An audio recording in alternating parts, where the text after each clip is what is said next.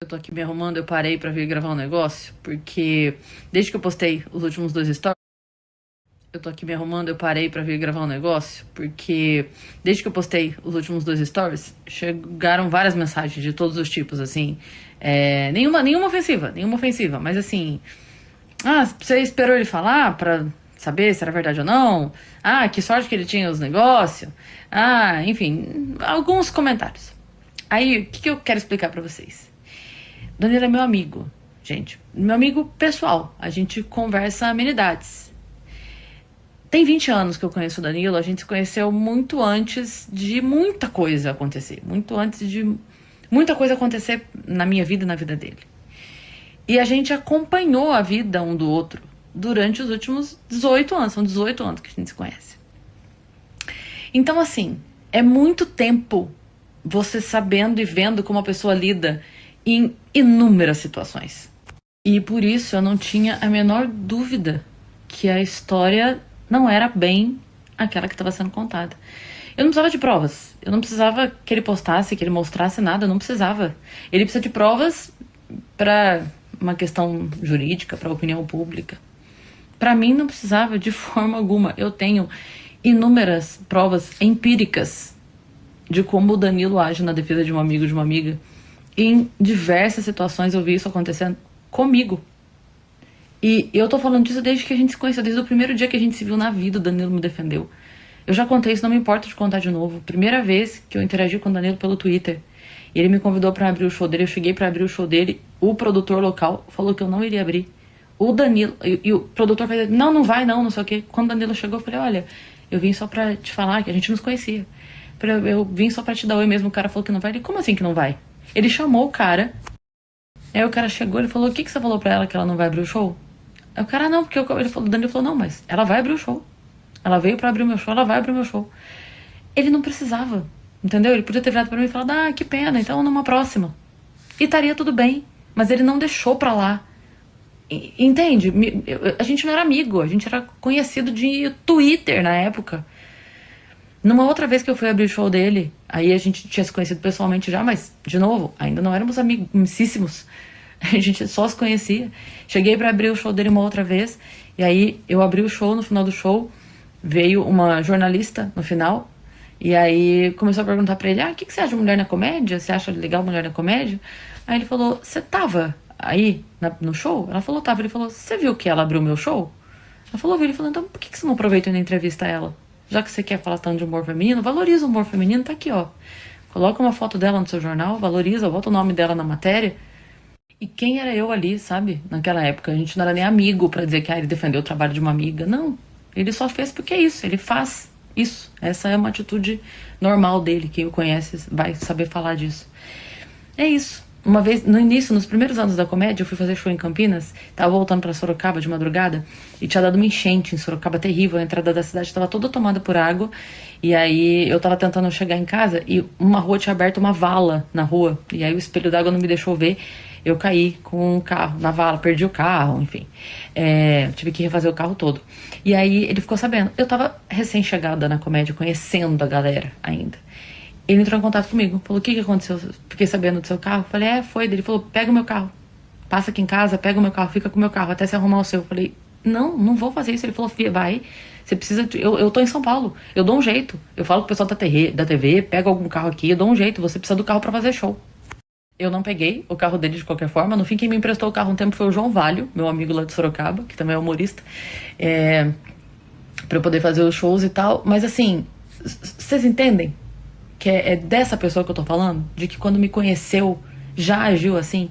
E depois disso, gente, cara, teve a situação da minha separação, que quando aconteceu o Danilo foi, ele me ligava todos os dias, ou ligava ou mandava mensagem, como é que você tá? Você tá bem? Como é que você tá hoje? O que você tá fazendo? Tá precisando de alguma coisa? Todos os dias, sem exceção, até ele ver que eu tava bem. Todos os dias, ele foi uma das primeiras pessoas que se posicionou firmemente do meu lado, pra não deixar brecha, sabe? De achar que, não, ele falou, não, no meu bar não pisa mais, no meu programa não pisa mais.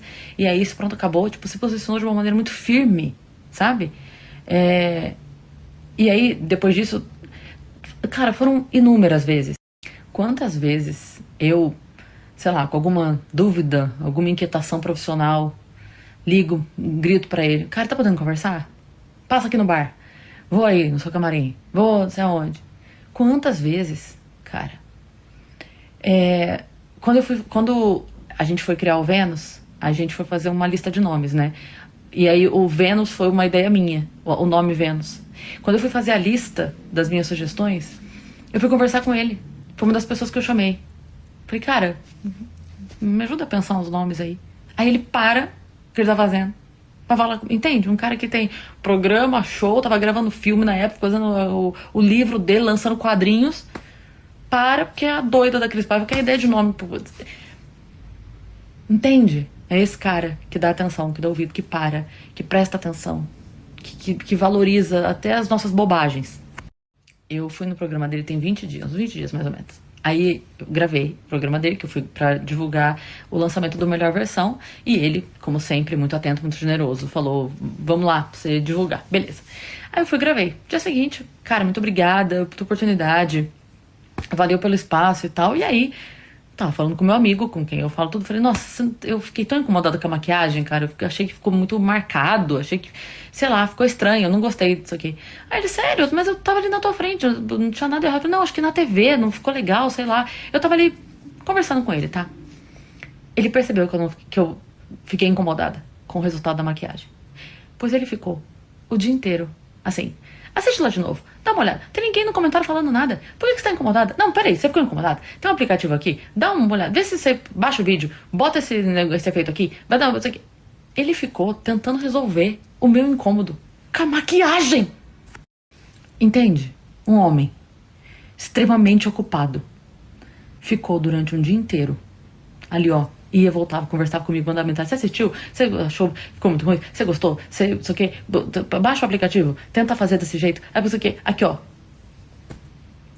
Aí você vai me dizer que é essa pessoa que, com uma amiga que reclamou da maquiagem, ele não sossegou até ele ver que eu falei, não, tá tudo bem, eu assisti de novo. Acho que foi só na hora que eu tivesse a impressão, tá tudo bem. E não sossegou enquanto ele não viu que eu tava bem. Aí você vai me dizer que essa pessoa ia ignorar algo tão sério, tão grave como uma amiga?